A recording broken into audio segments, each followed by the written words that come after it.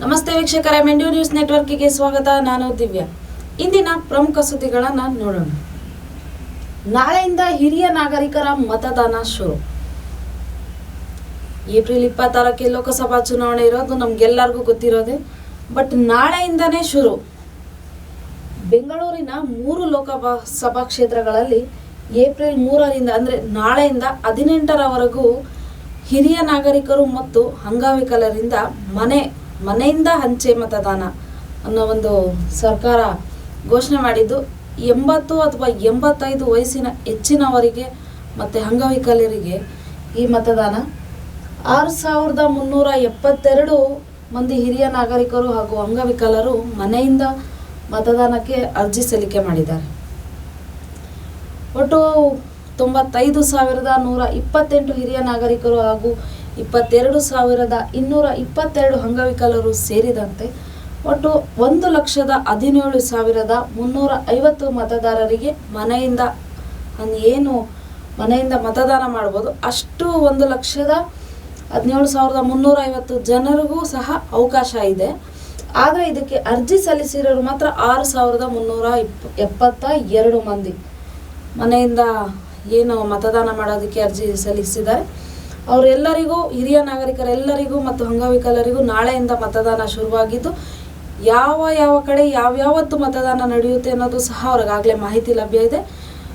ನಾಳೆಯಿಂದ ಮತದಾನ ಇದೆ ಅವ್ರಿಗೆ ಮತದಾನ ಮನೆಯಿಂದನೇ ಮಾಡಬೇಕು. ಬಟ್ ಹಾಗಿಲ್ಲ ಅಂದರೆ ಮತ್ತೆ ಏಪ್ರಿಲ್ 26ಕ್ಕೆ ಮತದಾನ ಮಾಡೋದಕ್ಕಾಗಲ್ಲ. ಅವರ ಅವಕಾಶ ಇರೋದು ಮನೆಯಿಂದ ಅರ್ಜಿ ಸಲ್ಲಿಸಿದರೆ ಅವತ್ತೇ ಮಾಡಬೇಕು. ಹಾಗಾಗಿ ಎಲ್ಲರೂ ಮನೆಯಿಂದ ಅರ್ಜಿ ಸಲ್ಲಿಸಿದ್ದೀರಾ ಅವರೆಲ್ಲರೂ ಮನೆಯಿಂದನೇ ಮತದಾನ ಮಾಡಿ. ಇನ್ನು ನೆಕ್ಸ್ಟ್ ನೋಡೋದಾದರೆ, ಉಗ್ರರ ಮನೆಗೆ ನುಗ್ಗಿ ಹೊಡೆದಿದ್ದೇವೆ ಮೋದಿ. ದುರ್ಬಲ ಕಾಂಗ್ರೆಸ್ ಸರ್ಕಾರ ಅನ್ನೋದನ್ನ ನಿನ್ನೆ ಮೋದಿಯವರು ಋಷಿಕೇಶಿಯಲ್ಲಿ ಹೇಳಿದ್ದಾರೆ. ಕಾಂಗ್ರೆಸ್ ಆಡಳಿತದಲ್ಲಿ ಗಡಿ ಭಾಗಗಳಲ್ಲಿ ರಸ್ತೆ ನಿರ್ಮಾಣಕ್ಕೂ ಸಹ ಅವರಿಗೆ ಮಾಡೋಷ್ಟು ಕೆಪಾಸಿಟಿ ಇರಲಿಲ್ಲ, ಅಂದರೆ ಆಗಿರಲಿಲ್ಲ.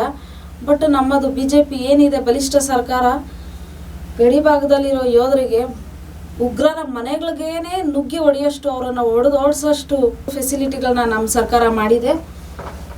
ಇನ್ನು ನಾವಿಂದು ದೇಶದ ಗಡಿ ಉದ್ದಕ್ಕೂ ರಸ್ತೆ ಹಾಗೂ ಸುರಂಗಗಳನ್ನು ನಿರ್ಮಿಸಿದ್ದೇವೆ. ಭ್ರಷ್ಟರು ದೇಶವನ್ನು ಲೂಟಿ ಮಾಡೋದನ್ನು ತಪ್ಪಿಸಿದ್ದೀವಿ. ಬಟ್ ಕಾಂಗ್ರೆಸ್ ಸರ್ಕಾರ ಇದನ್ನು ಮಾಡಿರಲಿಲ್ಲ, ಹಾಗೂ ಇರಲಿಲ್ಲ.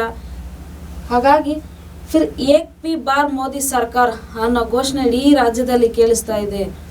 ಸೊ ಈ ಸಾರಿನೂ ನಮ್ಮದೇ ಸರ್ಕಾರ ಬರೋದು ಅನ್ನೋದನ್ನ ನಿನ್ನೆ ಮೋದಿಯವರು ತಿಳಿಸಿದ್ದಾರೆ. ನೆಕ್ಸ್ಟ್,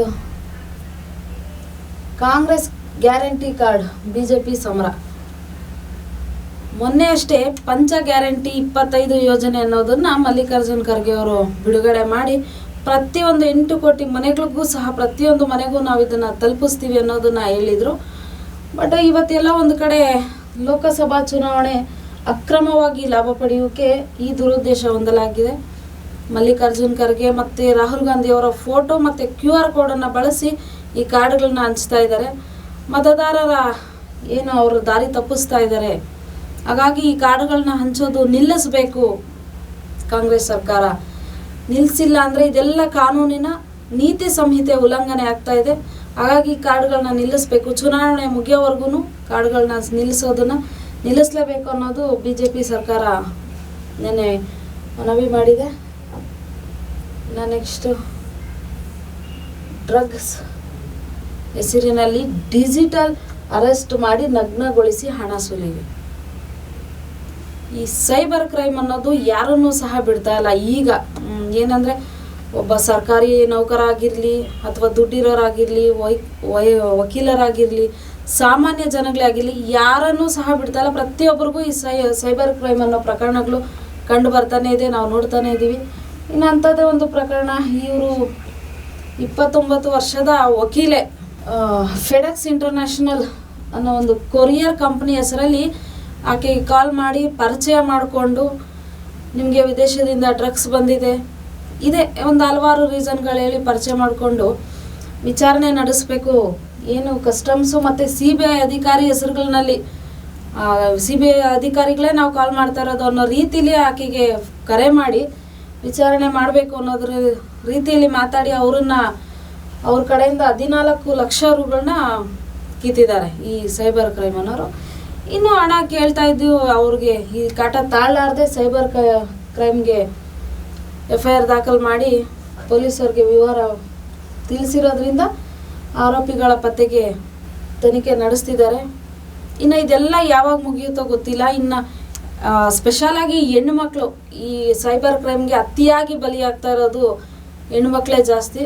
ಹಾಗಾಗಿ ನಾವುಗಳು ಸಹ ಈ ಸೈಬರ್ ಕ್ರೈಮ್ ಯಾವುದೇ ಅನಾಮಿಯ ಕಾಲ್ಗಳಿಗಾಗಲಿ, ಬೇರೆ ನಮಗೆ ಗುರುತು ಪರಿಚಯ ಇಲ್ದಿರೋ ಕಾಲ್ಗಳಿಗಾಗಲಿ, ಇದಕ್ಕೆಲ್ಲ ನಾವು ತಲೆ ಕೆಡಿಸ್ಕೊಳ್ಳೋದೆ ಎಚ್ಚೆತ್ಕೊಳ್ಬೇಕಂತ ಹೇಳ್ತಾ, ಇದಾಗಿತ್ತು ಈ ಕ್ಷಣದ ಪ್ರಮುಖ ಸುದ್ದಿಗಳು. ನಿರಂತರ ಸುದ್ದಿಗಾಗಿ ನೋಡ್ತಾ ಇರಿ ಮೆಂಡು ನ್ಯೂಸ್ ನೆಟ್ವರ್ಕ್. ಮೆಂಡು ನ್ಯೂಸ್ ನೆಟ್ವರ್ಕ್, ಸತ್ಯದ ಕನ್ನಡಿ.